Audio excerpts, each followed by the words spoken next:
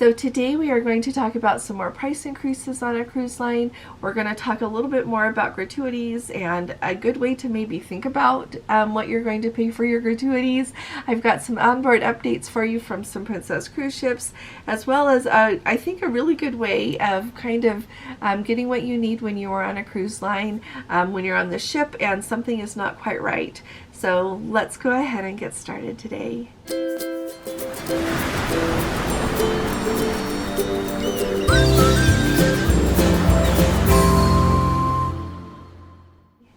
Hi there, this is Allison with Let's Go Travel Tips. Today is Thursday, January 5th of 2023, and it is really nice to be here with all of you. I want to start off by letting you know that as we've been noticing lately so much, and I've been telling you about every time it happens, we are having some more price increases on the cruise lines. If you haven't looked lately, the cruise fares are up. That doesn't mean that you can't still pick up a good deal at the last minute or watch for something, but you have to. But overall they are increasing, and then we've heard of some other price increases, especially on Princess lately. So Carnival Cruise Lines has just announced that they are going to increase the prices for their internet and for their gratuities. And so effective with sailings on January 16th of 2023, so just coming right up next at the end of next week. Their internet prices are going to go for the social package. It's going to go to $12.75 from $10.20 where it is now. The value package will then be $17 rather than $14.45, and the platinum package will be $18.70 rather than $17. So if you have a celebrity cruise booked and you would like to get the old prices, just make sure that you pay for those before January 16th, because that's the day that it's going to go up. The next thing they are raising, of course, is their gratuities. Now this is more in line with what we are seeing with the announcement that Princess just made a couple of weeks ago about, I feel like it was a couple of weeks ago, maybe it's a whole month ago now, with increasing their gratuity rates. So they had been at $14.50 a day for their, like, your interior, your balcony cabins, and now it's going to be $16 a day, which is the same with Princess. And their suites are now going to be $18, sorry, they're going to be just $18 a day rather than the $16.50 that they were at. And so that is going to go effect with sailings on April 1st of 2023. And so if you want to get the old price there for the gratuities, just make sure that you pay for it before then. Now the next item that I think is really important to talk about is one of our Let's Go family members sent me an article, and this goes with gratuities. She sent me an email. She is so kind. She's always sending me great stuff, and I very much appreciate it. So she pointed out that the Points guy, and you can subscribe to the Points guy, he's awesome. I try to keep up with him, and I need to, that's one of my New Year's resolutions, is to stay up to date with him more. But he had a quote, and he said, if you leave the service charge on your room bill, which is the gratuities, you are not expected to also leave cash gratuities for your room attendant or waiters. That's the whole point of the service charge. Now, what I really appreciate about that is, along with that, she pointed out that like 40 plus years ago, cruise lines would hand out the envelopes to everybody, and that would be how you would tip. That's the only way they would do it. You were paying for your cruise separate, and prepaid gratuities weren't a thing. But now they have changed that a little bit. And I would like to add, when I was just on Royal Caribbean, they leave envelopes for you still, even though, and we did pay the prepaid gratuities. So you can, here's what I want you to think about. You can go ahead and pay extra to people if you want to. That is absolutely fine. And also keep in mind that if you can't, or you don't want to, whatever, you don't have to, because you have paid your prepaid gratuities. I really like that the Points guy pointed this out, and I am really grateful to our Let's Go family member for sending this to me, because it really gives us good perspective. We have such a wide range also here, it occurs to me, of Let's Go family members. We have people that cruise all of the time, whatever cabin they want, and then we have people that they don't get to cruise that often. And in between, like from that whole range to that whole range, you have all of these different approaches, all of these different budgets. And so, you know what, if you leave those prepaid gratuities on your room, on your cruise fare, like which is what I think is right, because then it hits everybody rather than just one person getting gratuity money.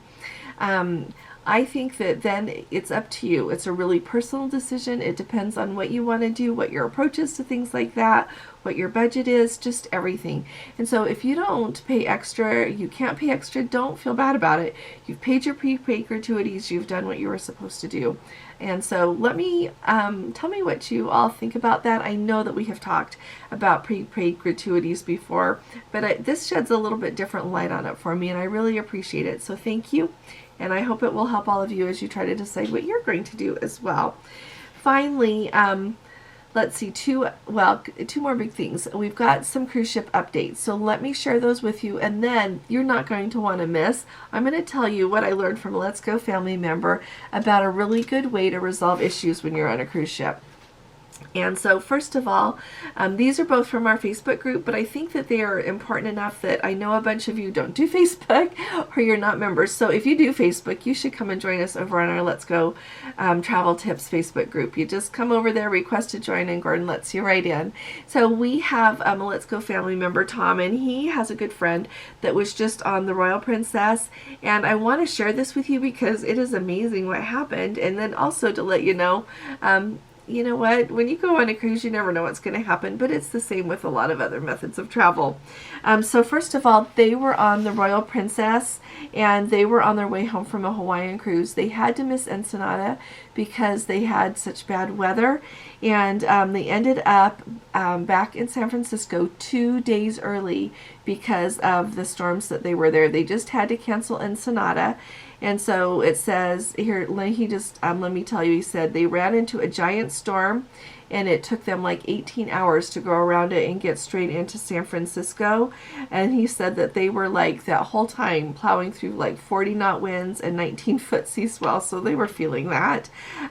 He said that if they had gone to Ensenada, it would have taken them like 39 hours to get from Ensenada up the coast of California into San Francisco against all of the bad weather. And they were expecting then 27-foot sea swells. So I'm glad that they were able to get in. He said that while they were going under the Golden Gate Bridge, so this is how high the waves were, a table from the Horizon buffet slid into one of those, you know how they have those huge glass windows there, slammed into it and smashed it. Chairs on the outside decks were thrown around, and many open deck ceiling panels were blown off. So he said that the worst thing that happened is when they were trying to get the pilot on there in San Francisco, because if you're not familiar, whenever you come into a port, the port always sends a pilot to help that is very familiar with that port to help navigate in and everything. And he said that when they were trying to get them on it, the Royal had to reduce their speed to only 5 knots so that the pilot could jump on.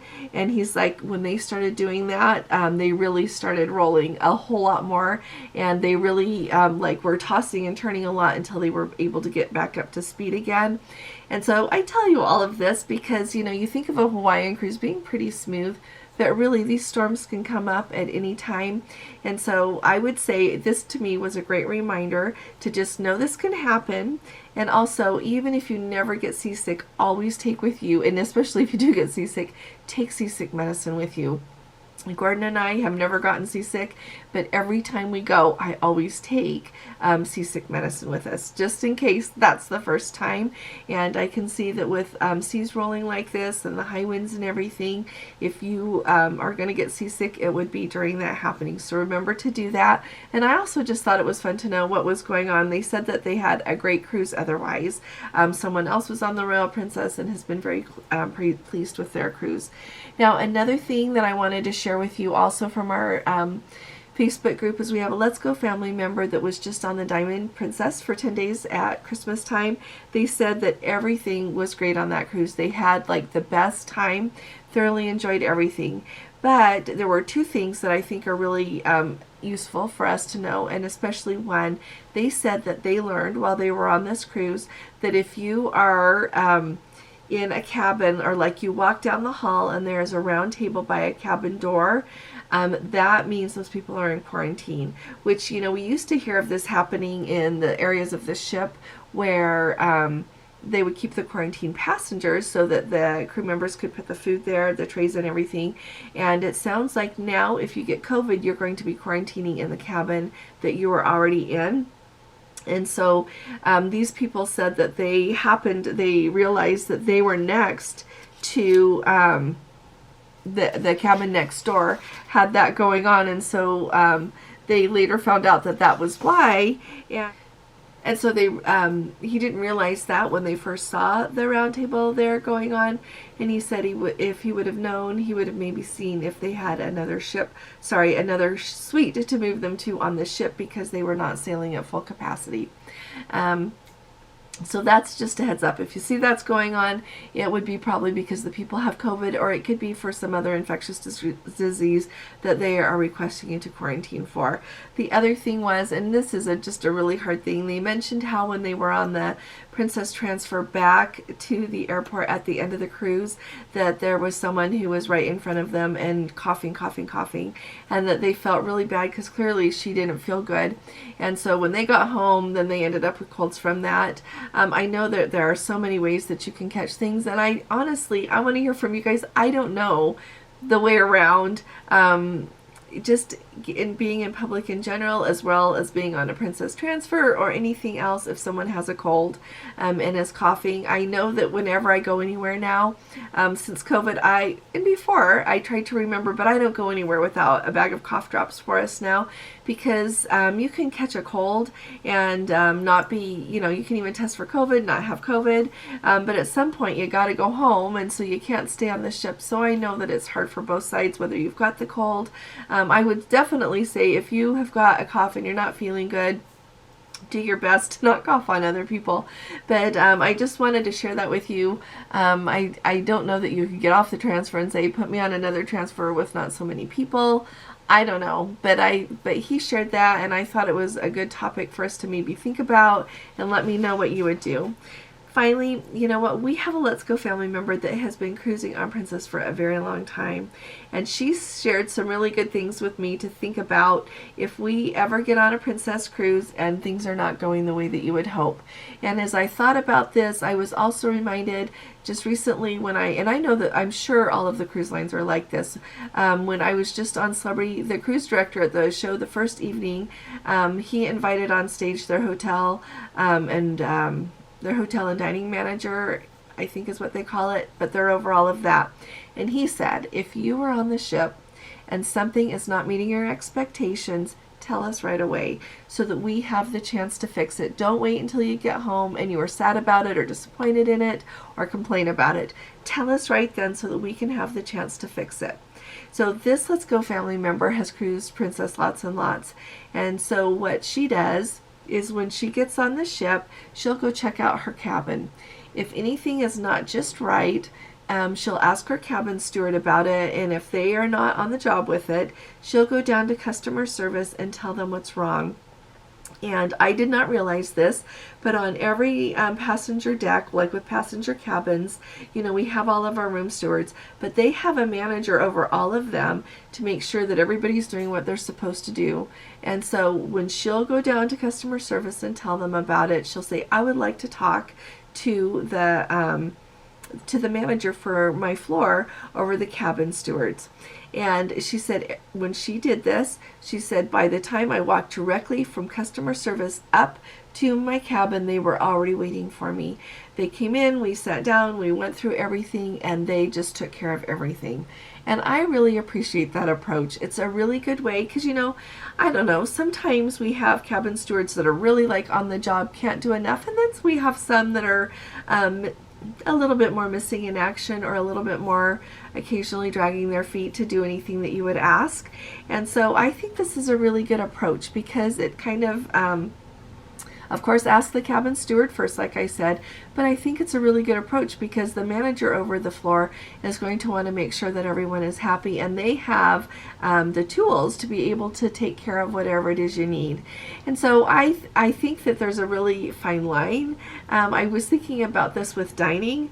I thought, if you get dinner served to you, and I think that hopefully we're all pretty good at this, and you get a steak that is so tough, it is just inedible. Like, don't just not eat it and just leave it there and just let them take it off. But say to them, you know what, I ordered this steak or this whatever it is, and here is what is wrong. This is why I don't want to eat it, and give them hopefully the chance to make it better for you. So I wanted to put that out there. It's really valuable information, I think, to know that there is a steward that is over, a manager that is over all of the stewards on the floor. And she said, anything at all, I go right down to customer service and talk to them about it, and they are always happy to take good care of me. And so I just want to put out there, we have heard of customer service not being quite as good lately, and don't give up on it. Go ask again. Like I've said before, you have to be your own advocate. Nobody else is going to do it for you. So go talk to them and try to get fixed what it is that you would like to have fixed, so that you can just sit back and enjoy your cruise and not be bothered by the things that are not right. So if any of you have any other suggestions on good ways to handle this, I would really appreciate hearing from you. I think it will help all of us. Now, if any of you are on a cruise ship, I always appreciate hearing from you. Let us know how it's going. And if you haven't subscribed yet, please do. We really need you with this. And if you appreciate these updates, please give this video a thumbs up, because actually that really does help us. I'll be talking to you all again really soon. You all take really good care. God bless you. Love you. Bye-bye.